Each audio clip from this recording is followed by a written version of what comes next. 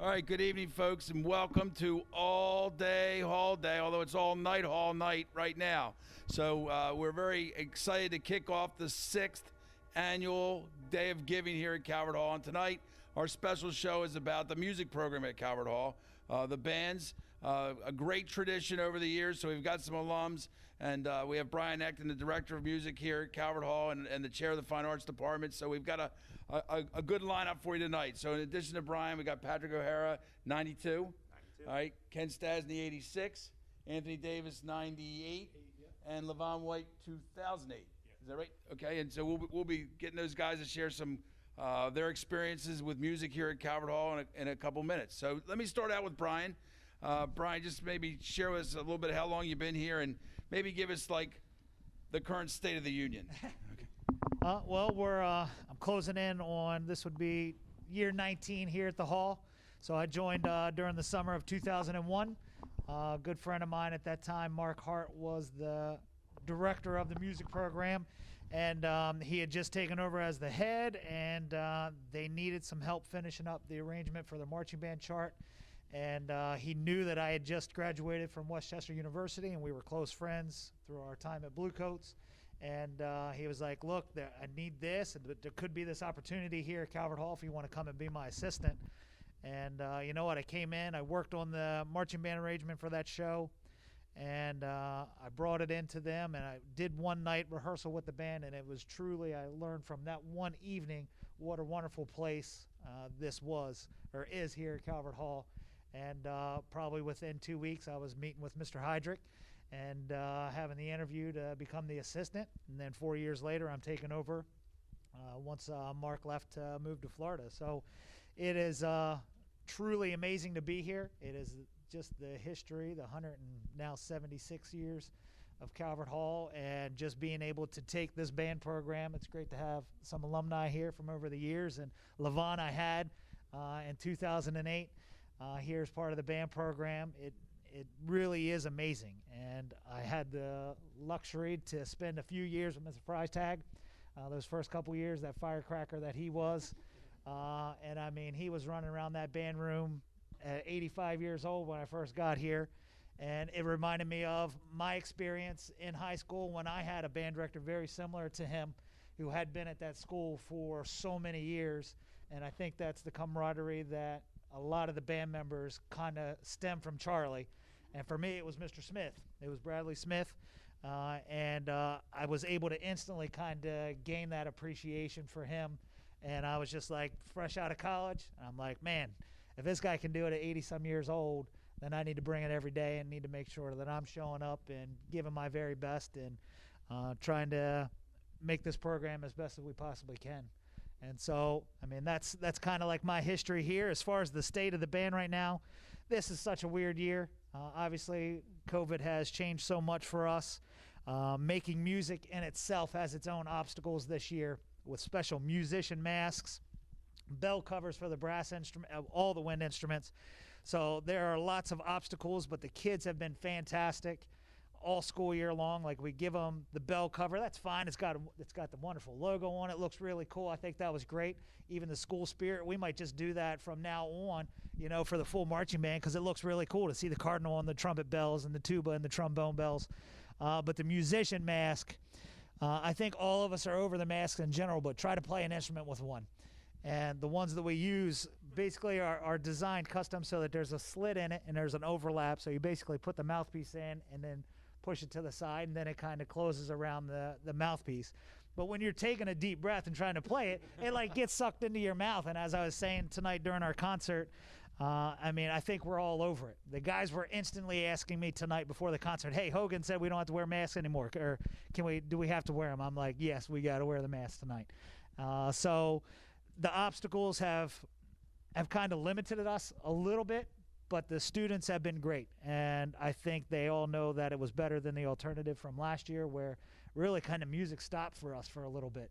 And so I think if I told them that you had to bounce on one foot and play the instrument to say safe, I think they would have done it, because they just wanted to make music. So I just thank their parents and thank them for their dedication and their trust in us, and the administration, their trust in us, and just trying to make this happen. So thank you. That's awesome.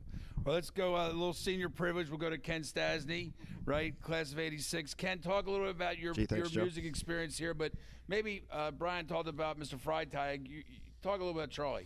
Yeah, Charlie to me was everything with regards to not only the band but Calvert Hall itself. I had the privilege of growing up with Calvert Hall because my older brothers all went to Calvert Hall. My oldest brother, Glenn, graduated in 1978, and I lived nearby. Pleasant Plains was my elementary school, so walking to elementary school, I'd hear the band, 7 o'clock in the morning out there practicing. I'm like, what in the world is that? I'd go see my brother play at games, and so before you know it, I was marching around the house and making turns at the top of the steps, just because that was cool. That's what my brothers did, and that's what the band was all about. And Freitag is always on the stick. That was his thing. Get on the stick, in the pocket. He was very, very demanding, but at the end of the day, an extremely caring individual. I had some difficulties getting into the school with medical problems, and he called up my mom and said, come on down here, let's make this happen. And before you know it, and I joined up, and I was in the band right out of basically the hospital because I had a bad back problem and everything. But Freitag was there every moment of the way, and just a dynamite leader. And then Charlie used to run kind of like an alumni band. Is that right? Yeah, that's and you correct. played. Did you play with them? I did. He had have a lot of summertime concerts. The Dundalk Heritage Fair would have an event, and he'd kind of try to combine a little bit of the alumni and the current band, especially folks that are graduating. And so he'd call me up every once in a while and say, "Hey, we got 12 guys heading down to Ocean City this summer. We're losing some seniors. Can you help fill in the band and help do a performance?" And one year I remember him calling me up and was like, I need like 12 guys. and fortunately I had a lot of friends. Patrick was one of them as well. I called him up and said, "Hey, Charlie needs some help. Let's make this happen." So that seemed to work well. We had a lot of alumni get together. We do fundraisers for the school, do some events, just really had a good time and kept us all playing music and keeping the camaraderie going after graduation. That's great. Let's go to the youngster, LeVon. Tell us a little about your musical experience here at Calvert Hall. Well, I started here in 2004. Mr. Ecton was here. Mr. Hart was here. I saw Mr. Freitag about a couple weeks. I saw him. I don't really have too many good memories of him. But yeah, it was really a great time. I started off in the marching band. Band camp, I'm not going to lie, it was tough. It was hard. At first, when they said band was a sport, I didn't take them seriously. But standing in those hot summers and then holding the trumpet up, I really understood, okay, this is a sport. My shoulders were sore. But, I definitely enjoyed it. Here, I definitely learned a lot about music, definitely expanded my knowledge of music theory. Mr. Ecton was also my music theory teacher that I learned to pursue in college. After here, I did stick with music. I went to York College and then for my bachelor's and went to Morgan for my master's. So definitely Calvert Hall really gave me that foundation so where I was able to understand the music and other programs. And instrument-wise, the trumpet, what else? So here was trumpet, but my primary is piano. Classical piano is my primary. Mozart, Beethoven, things of that nature. Still playing? Oh, yeah, I'm still playing. I'm teaching right now music and arts. I'm a private piano teacher right now. Okay. Yeah. Let's go, Patrick. Patrick, what brought you to Calvert Hall, and talk a little bit about your music experience? Well, what brought me to Calvert Hall was actually being in the band at the grade school that I was at. I went to St. Pius X over on York Road, and I had the background playing the trombone, and I was looking for a high school to go to that had a really good music program, and I ended up coming here to Calvert Hall, and just kind of a funny story. Ken, you graduated before I started here. He and I had not met. It wasn't until after the fact, after I graduated, and I joined a certain other musical band that was called the Baltimore Colts Marching Band, which is where I met this guy at. So he and I went through the Colts band and the Ravens band and all that together. But going back, the 4 years at Calvert Hall was just a really, really great experience between the trips to Disneyland. And I think my group, when I came through Calvert Hall, was and I could be wrong on this, correct me if I'm wrong, but I think we were the one and only group that went to Canada. We made one trip to Canada in 1990, and that was a trip to remember. Good trip, but some. No, it was a good trip. It was a really good trip. It was a memorable trip, but Canada's never been the same. Canada's never been the same. That's about it. Yeah. But yeah, it was a great time. Loved it here with Charlie Freitag and Brother Gregory Leonardo, and we had Mr. Carver here. Was Mr. Carver here when you were here? I don't remember. No. Okay. Yeah. So. It was a great experience. And you brought a little show and tell. What do you got? I did bring a little show and tell. So, 1988, when I started as a freshman, the band was getting rid of the uniforms that they currently had, and I came in before my freshman year, the summer before my freshman year, and Brother Gregory was standing there. Can't miss Brother Gregory, he looked at me and he's like, "Okay, O'Hara, you need to get measured for your new uniforms," because we were getting new uniforms at the time, and so I think I got this from you. So this was this band uniform was actually custom fitted for me as an incoming freshman. So at one time, I was able to fit into this uniform. Can't fit into it now, but I was able to fit into this uniform at one time. So when I found out that the Calvert Hall was getting new uniforms, I think I came up to your office and I said, "I'll give you something. Give me just give me this uniform. It's uniform 270. Just give it to me." So I think I made a donation to get the uniform, but I was able to get that out of storage. And then, as I mentioned, this hat that I brought here, it's my old Calvert Hall band hat, but it's signed by Brian Billick of the Ravens. And with me being in the Ravens marching band for several years, I got to meet Brian Billick, and I was able to. For some reason, I had this hat. Kind of glad I did, but I was able to get him to sign this for me. So this kind of like links my experience with Calvert Hall and my experience with the Ravens marching band together. So just a couple of things I brought with me. Anthony, let's hear some of your experience with the music program. Sure, yeah. I mean, I have similar experiences as you guys. I mean, I grew up as a Calvert Hall kid. My grandfather went here in the class of 46, and my uncles and cousins, brothers, everybody kind of went here. So this is where I was going from when I was a little kid. My dad went to Curly. I did at least humor him and went to the open house, but he knew that I wasn't going there. But anyway, I was into music in middle school and just was looking to get into the music program as well. Like I said, I already knew I was going here, so it was just something that I knew I was going to get involved with. Brother Gregory was here when I was here. He was intimidating, and to say the least. And then by that point, Mr. Freitag was kind of the good cop for all of us. So Brother Gregory would kind of come down on us, and then Mr. Freitag would kind of put his arm around us and let us know everything was going to be just fine. And then when Brother left at the end of my junior year, Joe Fisher took over my senior year and got us into competitive marching band. I believe that was the first competitive season my senior year that Calvert Hall had.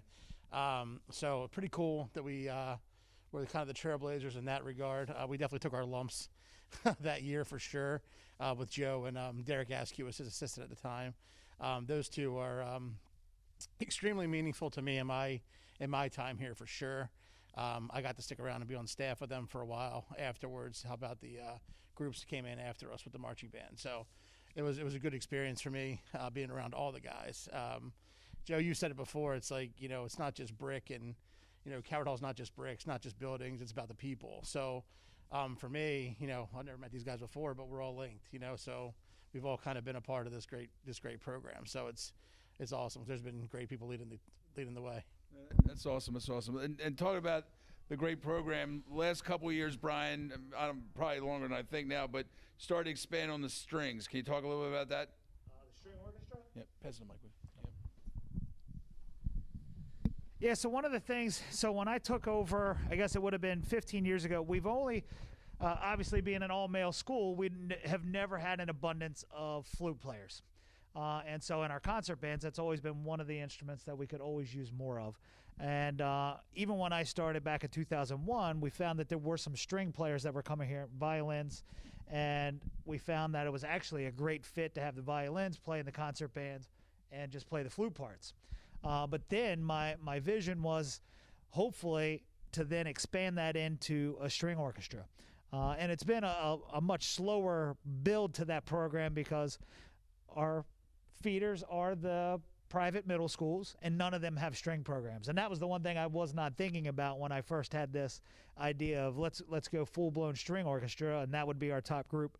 But it's basically like a string ensemble. It's fluctuated anywhere from a string quartet is what we have this year to I think the most we've had at any point. We had 16 guys in it at its most. But I think it's a great opportunity. We do have lots of guys. Most of the ones that are coming here now, though, are students that have studied privately from a very young age, but just want to come to a great institution of Calvert Hall. And so they come here and they join the band, they do the strings, and then we get them hooked and play in our concert bands. So that's kind of been our way to kind of build that program. That's good. All right, let's talk a little bit about. Remember, Bro's got the 10-second button there. Let's talk about Florida. Who's got some Florida memories, the Disney trips? Anybody want to talk about Disney?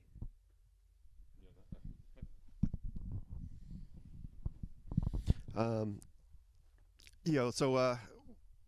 to Disney World was always the highlight of the whole year. You spent the whole year fundraising. It was all about what do we need to do to get to Disney World, and you basically go every other year. So I went my freshman year, and then getting ready to go for my junior year.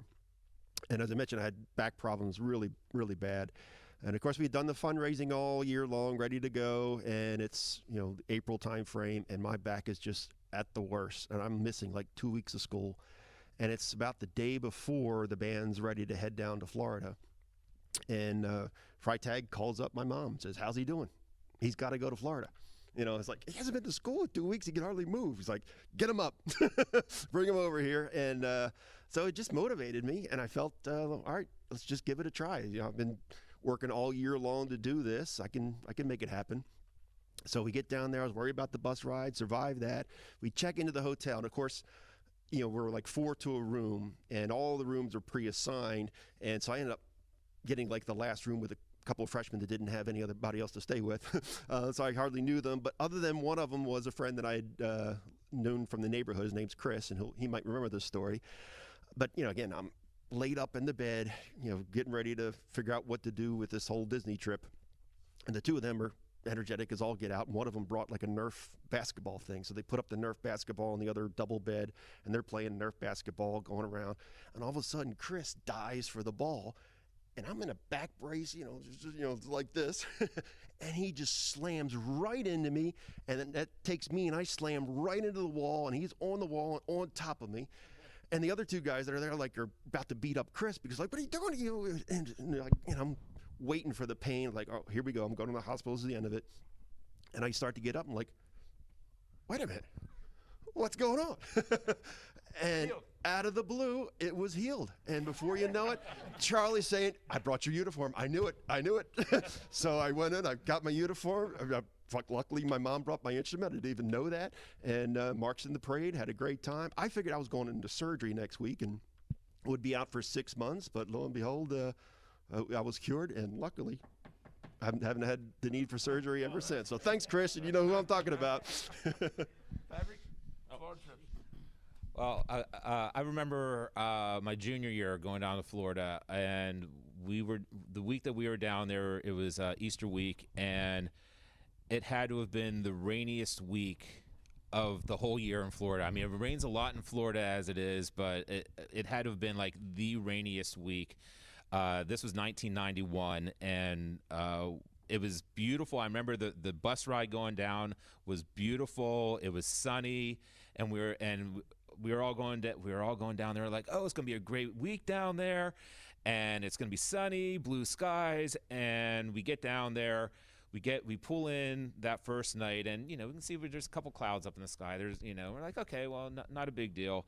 The next morning, the first day that we were supposed to perform in Disney, we wake up, it is pouring down rain at the hotel, and it just, other than just a couple little breaks, it pretty much rained the whole week. And I will not forget, Brother Gregory was like, okay, we are going to march in these parades. Okay, we have the rain gear. We'll just wear the rain gear, and we're going to march in these parades. And I will not forget the one day we were holding a marching practice out in the hotel parking lot, and we were marching around the hotel that we were staying at, and having marching practice and marching and getting ready for the parades. And as we're playing and as we're marching, pouring down rain on top of us. People are pulling into the hotel, don't know what we're doing. It's just some marching band that's just marching around the hotel, just doing laps around the hotel. And I could just imagine what people were thinking as they were coming in to check into the hotel. Oh, wow, we got this marching band coming in as we're trying to check into the hotel. But yeah, that particular year, it was just a lot of rain that year. And then my freshman year, when we went down in '89, I had a similar story as like Ken was saying. I had a buddy of mine who was a year ahead of me. He was a sophomore. I was a freshman. I was coming in. I had just come in, just meeting a few people, and this one guy, his name was Andrew, and Andy kind of took me under his wing. He's like, hey, I can tell you're, throughout the school year, he can tell I was shy and that I didn't want to, really talk to anyone. He took me under his wing. We got to be really good friends. His dad went as a chaperone to Florida with us, and of course, Brother Gregory said, okay, everyone, we got to be back on the buses by whatever time it was, by 10 o'clock or whatever it was. Everyone back on your buses, so we can pull out and go back to the hotel. Of course, my friend Andy, his dad was the person that we were waiting for on the buses. Andy and I were back. Okay, he and I were on our buses, but he's getting worried. He's like, I can't find my dad. Where's my dad? I can't find my dad. He was the one that we were waiting for, and his dad had to use the facilities, and basically kept the buses late about 20 minutes. So, instead of Brother Gregory yelling at one of the students, it was one of the chaperones. So, Andy, got any Florida stories? I just remember, we had a great time on the rides down. I always remember. I was always on Brother's bus for whatever reason. It couldn't have been for him to keep an eye on me. I know that for a fact.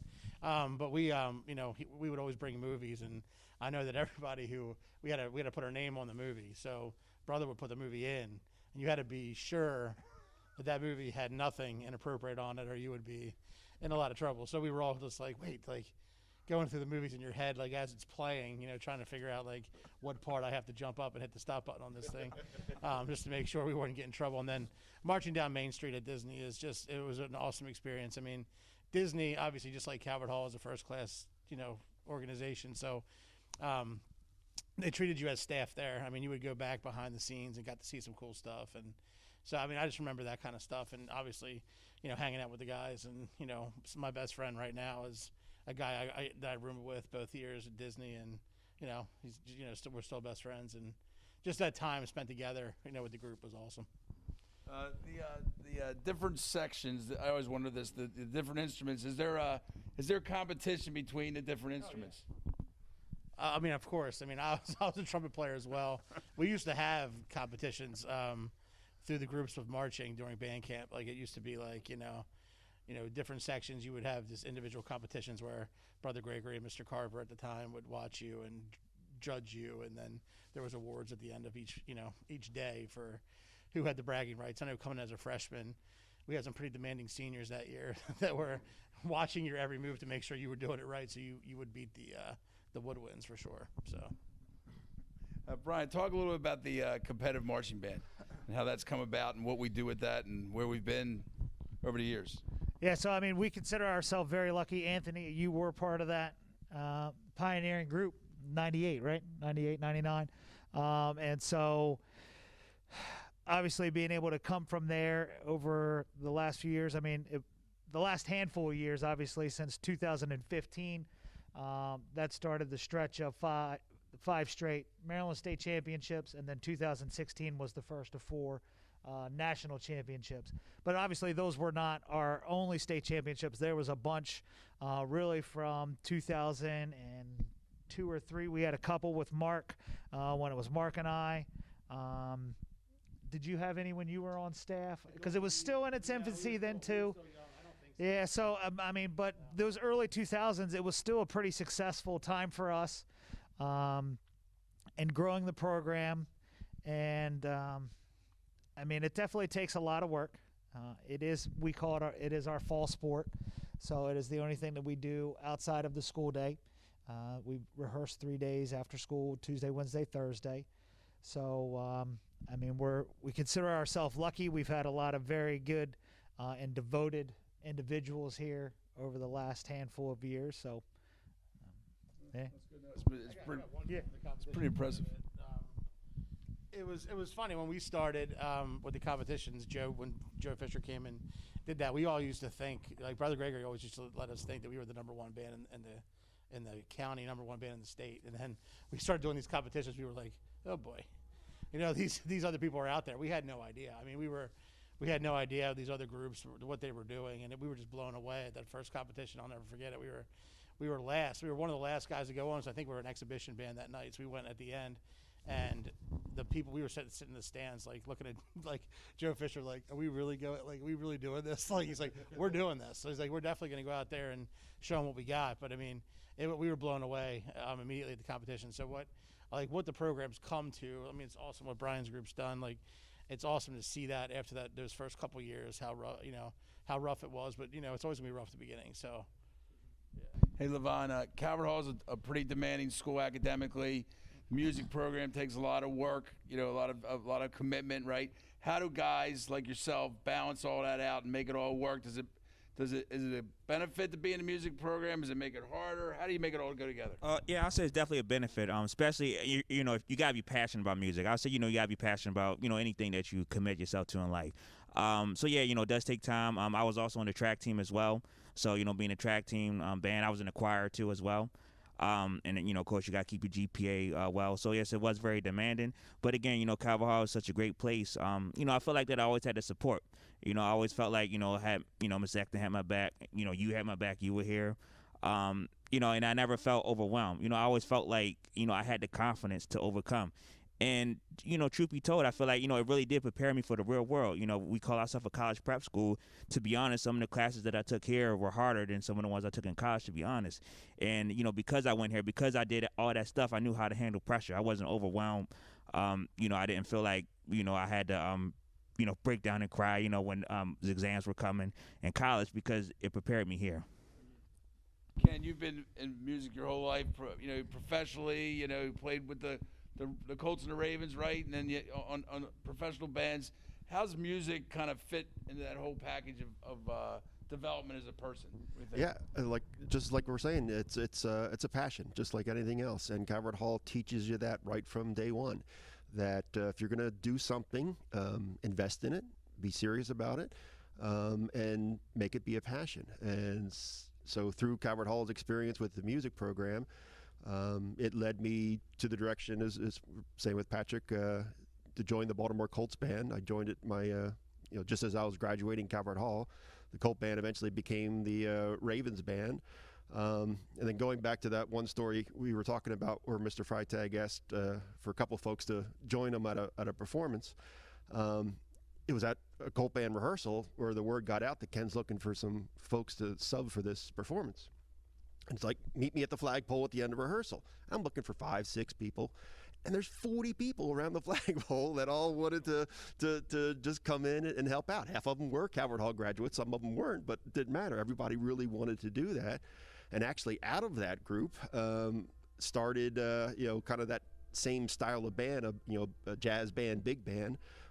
We actually started out of the Ravens band performing, and I guess it's like 25 of us now, and we've been together. We actually just had our 25-year anniversary.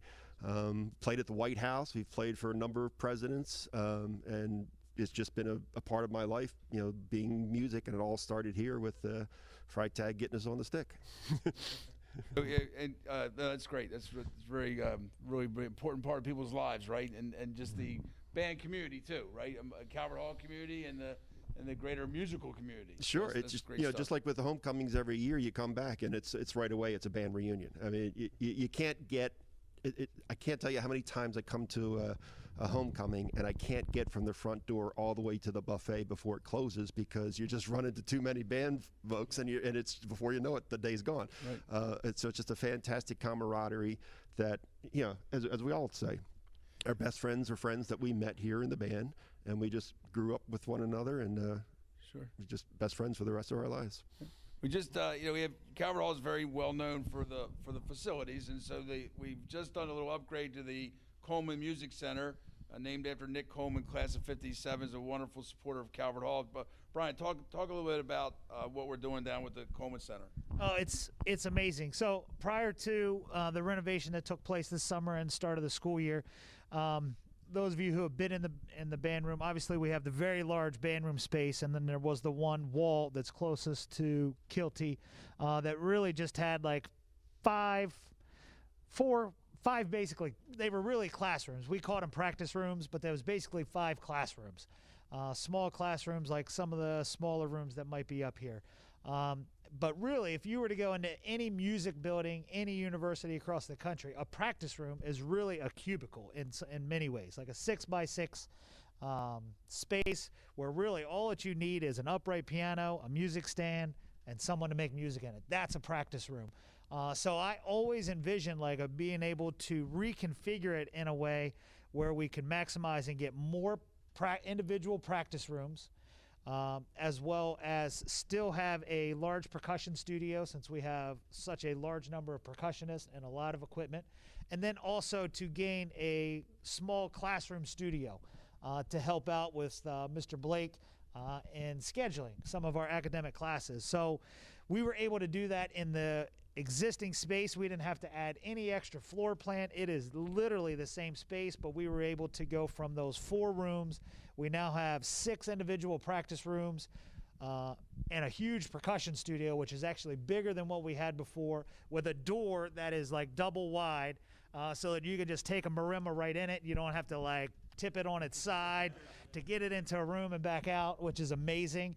But really, I think the greatest piece of this, although the practice rooms are fantastic, is this classroom studio that is tucked in behind it. I basically spend my entire day in there teaching, whether it be sectionals, music theory classes. I'm able to teach in there because we have this giant 80-some-inch TV that is basically our whiteboard that I use a document camera with, and I'm able to put music notation up there and just write onto there. And AP, it's fantastic. We got a piano in there. We got 3 upright pianos in 3 of the practice rooms.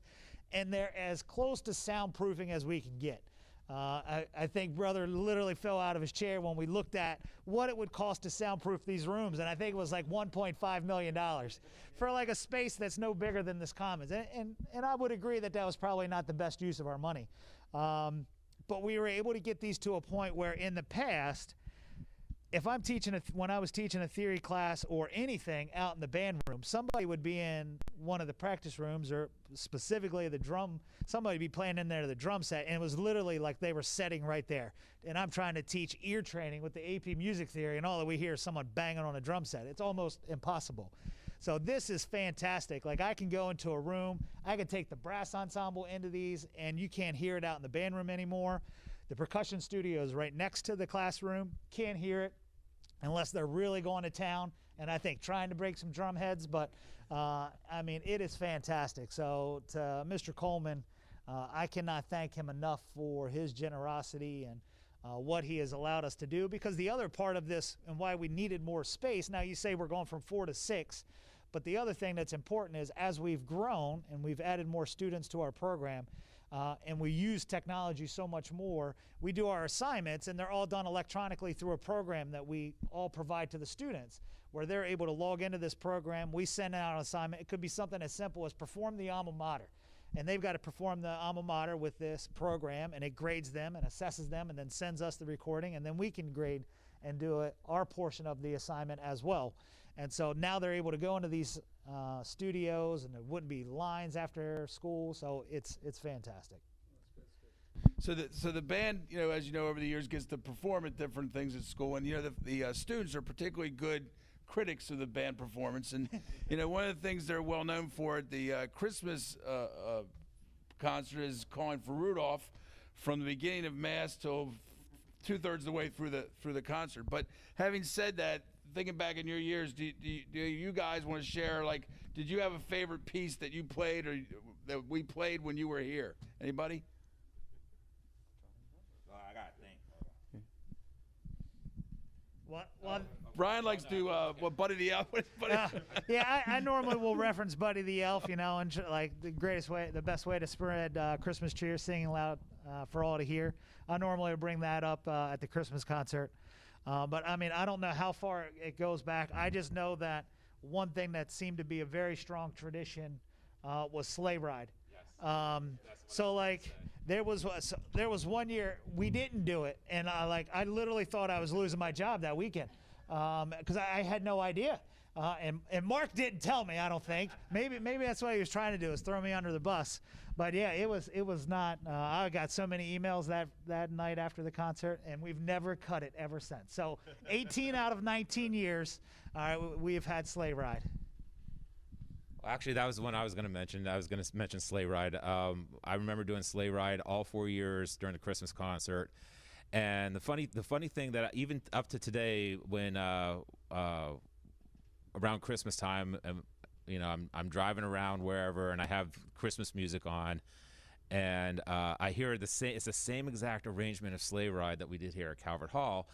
And when I hear it, I'm sitting there and I'm driving behind the wheel of my car, and I'm humming the trombone part that goes along with it, and my son looks over me and he's like, "Dad, you're doing it again." I'm like, "Oh, sorry. Okay, sorry." And then I just continue, and then he just wants to he just rolls his eyes, just like any teenage kid would do. It just rolls his eyes like. I was like, "It's a trombone thing." I'm like, just let it be. So. Yeah, I don't know how far back it goes, but we used to play the 1812 Overture every other year in the spring. Yes. In the spring concert, we would start at the beginning of the year though, working on it because it was about an hour long. It took about an hour to play it. So that was awful for me when it was 1812, just because that was hard, and it was we had to get checked off by our section leader. So we would have to. That's how we got our songs checked off. We would have to play it in front of our section leader. Well, for you to play the 1812 Overture and get checked off, you basically had to take off a week of school to get him to sit there and listen to you play, and it was like nerve-wracking. So 1812 years were crazy, and it was usually Disney year too. So it was like a lot going on at the same time. So that was one of them. I would say for me, it was Nimrod by English composer Edward Elgar. He also wrote Pomp and Circumstance, with what we know as the graduation song. I just really enjoyed his music. It's a really wonderful piece. Check it out if you can. That's good. All right, so one of the neat things throughout the pandemic is that we've been able to have the concerts, right? We've broadcast them. We broadcast one tonight. There was a jazz concert, right? The percussion concert, right? We had a concert tonight, and one of the pieces that played tonight was an original piece, I guess, that created for Calvert Hall. Can you talk about that a little bit, Brian? Yeah, so we're really thankful that we've been able to do the live stream concerts. 2 weeks ago, we had the jazz concert, and then last Friday, we had the percussion ensemble. So if you weren't able to see them, go to the Calvert Hall YouTube page and check them out. And then tonight, obviously, it's still coming off kind of the high of the performance and having our first spring concert in over 2 years. And the spring concert generally consists of our Hallman as well as our concert bands. And so last year, over almost a 1.5 year long process, I reached out to a gentleman, Dr. Ryan Williams. It was composer and educator that I actually went to Westchester University with. He now basically composes exclusively and has numerous works published. And so I reached out to him and I was like, hey, school's got their 175th anniversary. I'm wondering if we could commission a piece for you to write in honor of that. And he actually has ties here to Baltimore, and he instantly knew of the history of Calvert Hall and could not wait to do it. And so he wrote us a piece. So tonight, you know, just a few hours ago, the very first time ever, which I thought when we finally really thought about it this on Tuesday when we had our last rehearsal, saying to the guys, you realize on Thursday night, unlike every other piece that we buy and we get from the publisher, this was the very first time that this piece was ever performed for anybody. And so I think when they finally heard that, even though, hey, we're doing a commission, you know, you don't really think about it, but, you know, it was the very first time, and it was entitled Vision from Saratoga. So he did it in it's one long continuous work, but really kind of tells the story of starting off of Archbishop Samuel Eccleston and Brother McMullen kind of standing out over this plot of land, you know, on Saratoga Street, and just seeing this empty spot and saying, where are we going to go from here? So it kind of starts with this kind of sparse little trumpet solo, very little accompaniment to it, and then builds into this second section, which kind of ties its Baltimore roots to Lord Baltimore coming from Ireland, and has like a jig-like quality and rhythmic feel to it, and picks up in energy. And then it goes into this third slower section, which is more meant for the current students here at Calvert Hall, where it's reflective to all of the community and all the brothers that came prior to them, and then looking forward to the future, and then comes into this kind of fanfare, fast-paced ending, where it is now looking at the future. And while we don't know the brothers that we're going to have 5, 10, 20 years from now, we know that no matter what, when they do come and join this community, that they're going to be welcome with open arms. And so it was really cool. The guys did really an amazing job with it. It was a very difficult piece in that it was the way that the writing was. It wasn't a whole lot of ensemble writing. Like generally, like you play some band stuff and like the parts are really written together and they come together. What everybody's part was so individualized, and that was the challenge. And normally we got strength in numbers where we're all kind of playing the same thing, but this was so individualized. It was like chamber music on a larger scale, which made it very challenging for the guys, but they really did a fantastic job. And I got an email right away from Dr. Williams just saying bravo. Normally in a non-COVID world, he would have been here tonight. He would have came up from South Carolina. That's where he lives, and he probably would have conducted the piece for us, but unfortunately was not able to be here. And he was here a couple weeks ago. He did a Zoom call with us. We rehearsed the piece for him, and he gave the guys some comments to work on, and he spent some time over several weeks working with the composition class. And they shared some of their material that they were working with him. And I know that like Michael West and Nick Gonzalez and Jordan Damwood, they just could not appreciate or show their appreciation to him, to being able to, hey, this is the concert band piece that we were working on right now, each of them, and then get comments from him. So that was a really cool experience for them. So thank you to Dr. Williams again for joining us tonight. No, that's great. That's really kind of exciting. That's really a neat thing for the kids to experience, right? Yes. So no, well, we're kind of going to wrap it up, I think, right now. But I like the nice thing about my experience at Calvert Hall, working at All Day Holiday, and working in the advancement offices, when you reach out to people that went to Calvert Hall and ask them for some help, you get it, right? I send an email, I get an email back. So I appreciate these guys coming in. All right, we recruit them, said, you know, we told them 12 noon, and then we changed it and told them 12 midnight. And they were very kind enough to stay with us. And thanks, Brian, for a very busy day and staying with us, come back. It's really, really defines Calvert Hall. The music program is one of the things that defines Calvert Hall. So to have and the overlapping, I like to call the overlapping the generations, right? We all had our own experiences, but we all had the same experience. So it's really neat. Now, I don't want to put LeVon on the spot, but we've done no music so far. Now, LeVon, you got a riff in your heart or something like that you can take us out on, or what do you think? What do you got? Hold on, I got something. You got something for us? Because I think we should finish up with a little music because it would be kind of weird to have a music thing. 1812 overture, right? Yeah, not having music. All right for that. What do you got? We'll be back at 2 a.m. Do we have the cannons in the back there? Oh, yeah. Yeah, he's a music stand. Yeah, he's good. Yeah.